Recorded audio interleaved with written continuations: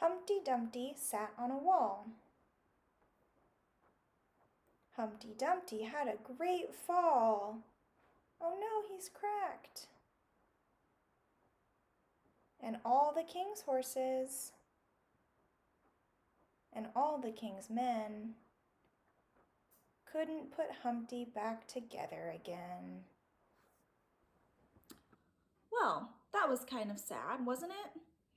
Luckily, our first story involves the same character, but he has a happier ending this time. So let's get right to it. We're going to start our story time this week with After the Fall by Dan Sanat.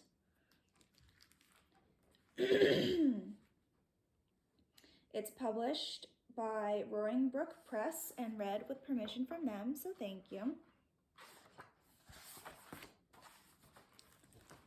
So, After the Fall, how Humpty Dumpty got back up again. My name is Humpty Dumpty. This was my favorite spot, high up on the wall. I know it's an odd place for an egg to be, but I loved being close to the birds. Then, one day, I fell. I'm sort of famous for that part. Folks called it the Great Fall, which sounds a little grand. It was just an accident, but it changed my life.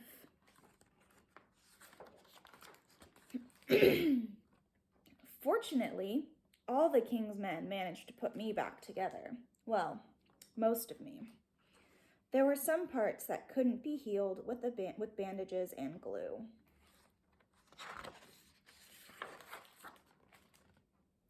After that day, I became afraid of heights. I was so scared that it kept me from enjoying some of my favorite things.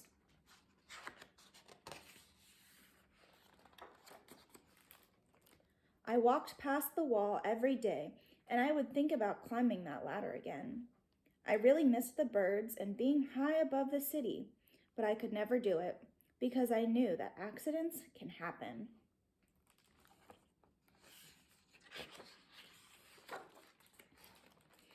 I eventually settled for watching the birds from the ground. It wasn't the same, but it was better than nothing. Then one day, an idea flew by. Making planes was harder than I thought.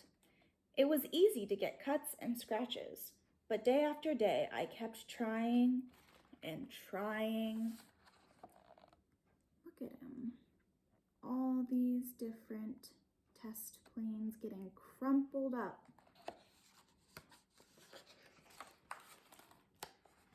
Until I got it just right. Wow, that's a pretty cool paper airplane. My plane was perfect, and it flew like nothing could stop it. I hadn't felt that happy in a long time. It wasn't the same as being up in the sky with the birds, but it was close enough. Unfortunately, accidents happen.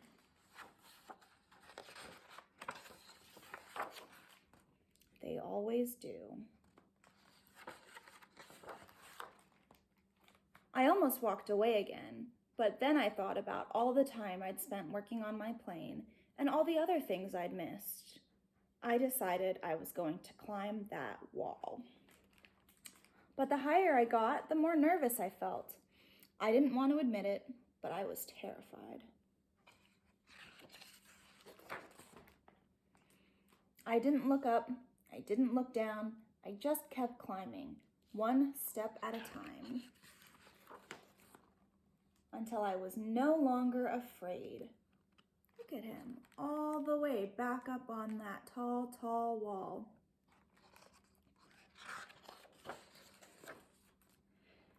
Maybe now you won't think of me as that egg who was famous for falling. Uh-oh, look at that, he's starting to crack. Hopefully, you'll remember me as the egg who got back up. What's going on? Whoa! Look at that, there's pieces of eggshell everywhere. some big wings, and learned how to fly. Look at that.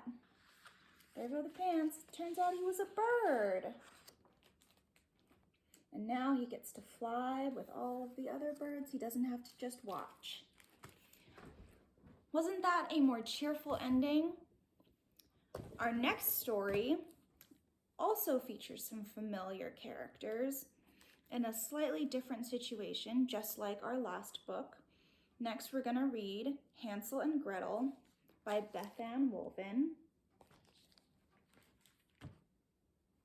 It's published by Peachtree Publishers, so thank you for permission to read this.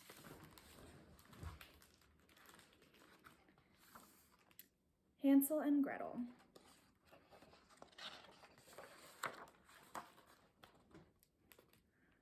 Deep in the forest, in a home made entirely out of gingerbread, there lived a witch named Willow. Willow wasn't like most witches. She only used good magic, because Willow was a good witch.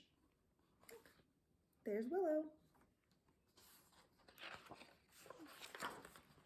One day, while she was out in the forest, Willow spotted a trail of breadcrumbs. She decided to follow it. And at the end of the trail, she found 2 children. 1, 2. We are Hansel and Gretel, one said. What do you want? The other demanded. I'm worried these breadcrumbs might lead birds and mice to my gingerbread home, said Willow. Please, could you help me clean them up? Hansel and Gretel didn't like this idea, so they left Willow to tidy up on her own. But Willow did not get angry because Willow was a good witch.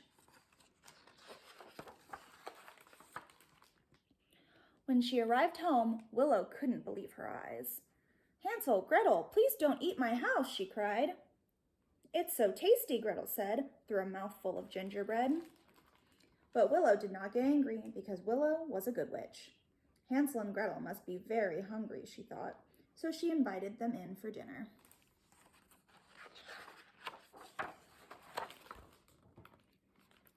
Wow, look at all this food.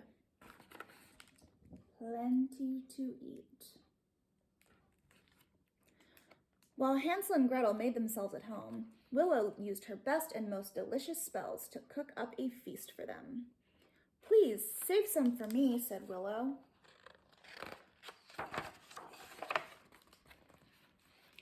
When Willow got to the table, however, she found that Hansel and Gretel had already gobbled up all of the food. But Willow did not get angry because Willow was a good witch. It wasn't long before Willow had more to worry about than her rumbling tummy. Hansel and Gretel found Willow's spells and wands and began to play with them. Hansel, Gretel, please be careful with my magic things, she cried. Uh-oh, there's a ghost. Some magical frog.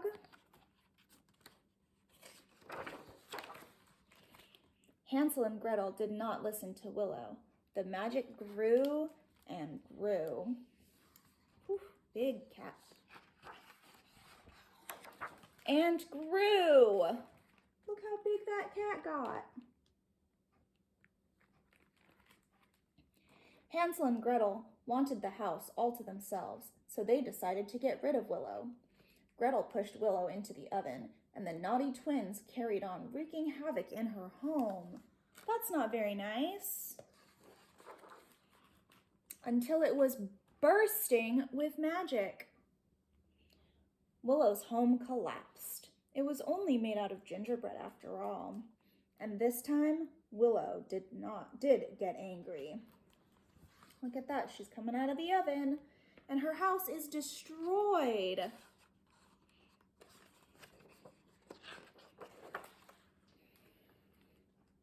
Uh-oh. Looks like Willow's angry. I wonder what she's cooking. They're in a big cauldron. Looks like there's some milk. There's a cookie cutter, some eggs. What do you think she's cooking?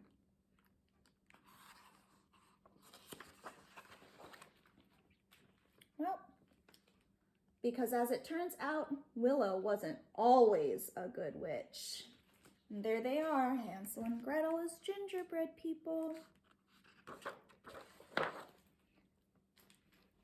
And Willow's new house, she built herself a castle. So that story didn't really have a happy ending for Hansel and Gretel. And they weren't quite like the Hansel and Gretel you might have heard of before, but they were being very, very rude to Willow and her house. So maybe they got what they deserved. And maybe they won't be gingerbread people for very long. So our last book is called The Wolf Who Fell Out of a Book by Fairy Robrecht. It is published by Gibbs Smith and read with permission from them. It's illustrated by Gregory Maybuyer. And we are going to be joined by our friend the wolf, hi, who is going to help us turn the pages and tell us his story. So, he's going to be over here. The Wolf Who Fell Out of a Book.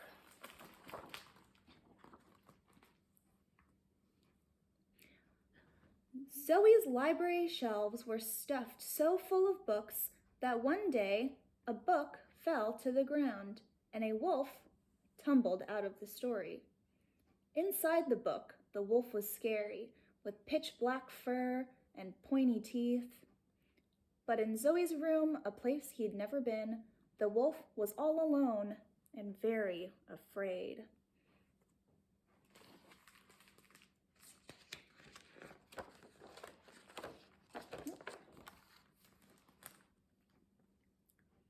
First, he tried to find shelter under his own book, which had fallen from the shelf into the shape of a tent.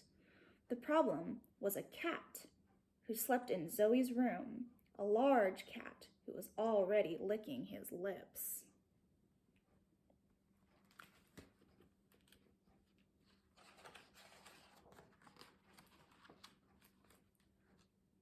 "Don't touch me," the wolf told him. "In my book, I am a scary wolf, and everyone is afraid of me." "Perhaps," said the cat, "but here, you're not in your book. You're in Zoe's room, and this is my territory." The wolf was so afraid that he tried to go back inside his book, but a sheep kicked him out because he arrived too early in the story. "What are you already doing here? There's no wolf in this story yet. Couldn't you just leave us alone to graze in peace?" And there he is, slinking out of the book.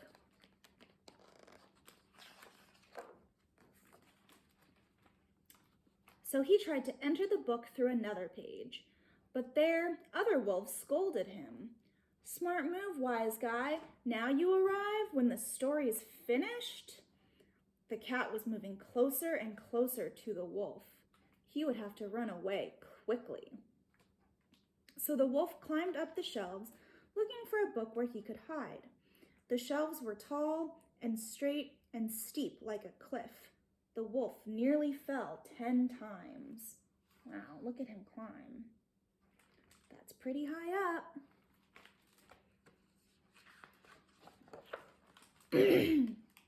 Finally, the wolf managed to reach the top shelf, where he tried to get into the first book he saw. It was a book about princesses, and at the page where the wolf arrived, the king was giving a grand ball at court.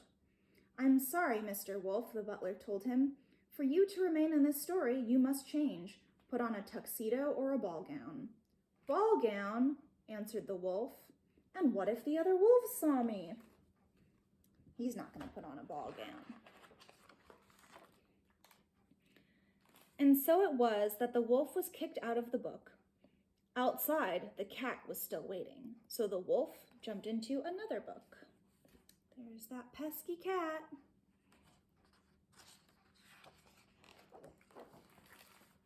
In this book, the world was unlike anything he knew. Suddenly, he felt a presence behind him. "My boy," said a dinosaur, "you won't be able to stay in this book. You've chosen the wrong time period. Besides, it's dangerous for you to be here."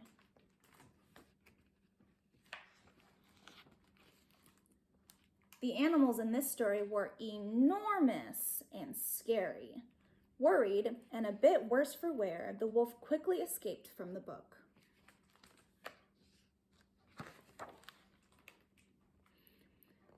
"Close that book tightly," the cat told him. "I don't want any dinosaurs in Zoe's room." The wolf chose another book at random and scrambled inside.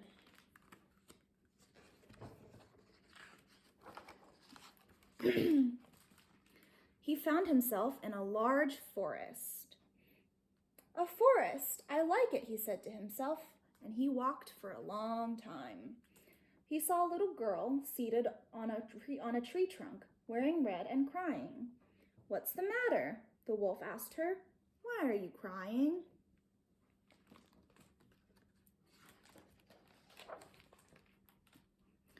"I'm on my way to bring some pancakes and a bit of butter to my grandmother. I was supposed to meet a wolf here, but he hasn't come." "I'm going to be late. My story will be ruined, and that's why I'm crying."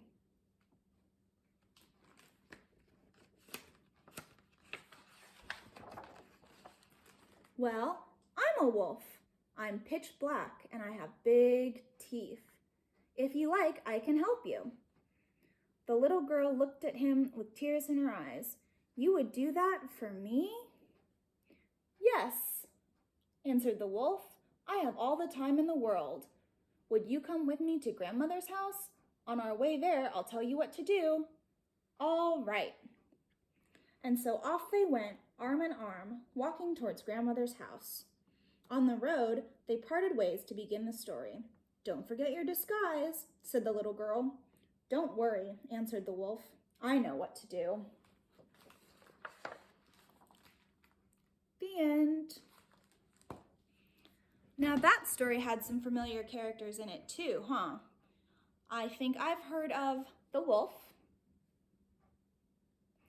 and Little Red Riding Hood. There's lots of stories with sheeps and lots of stories with big scary dinosaurs. But now that we've read all of our books, it's time to say goodbye. So thank you for watching this week's Storytime, and we will see you next week.